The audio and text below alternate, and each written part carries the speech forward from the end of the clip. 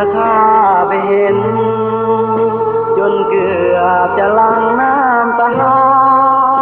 สงสารแสนเวทนาโอ้พยมมานี่ไกลเมืองบ้านเห็น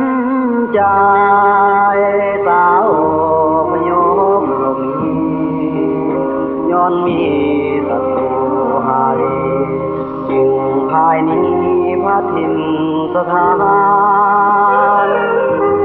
มาอยู่อาศัยโลกภัยอยู่ทางเวียงจันทน์หนุ่มเวียงเห็นใจจอมควัน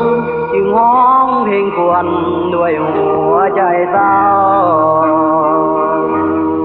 สาวเผาแมวเผายาวอีกสาวลาเธอที่โอพยมมา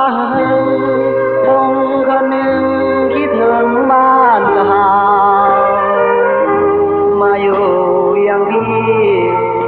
ก็เหมือนบ้านเกิดพวกเราพี่น้องอย่าได้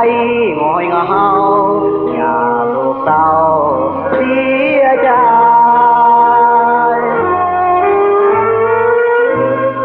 หลายปีที่โอพยพลงมาพัดพาหัวป่วยให้นาจากบ้านมาด้วยความห่วงใย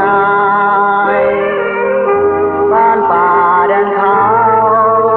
สาวเจ้าว่าลืมไหลหากยามบ้านเมืองสิ้นภัย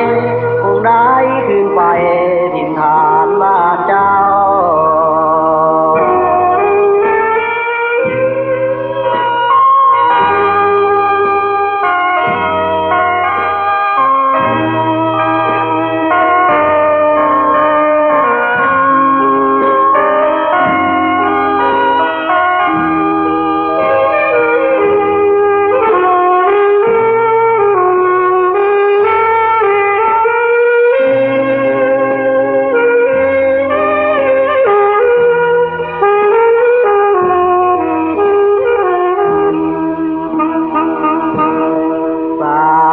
แม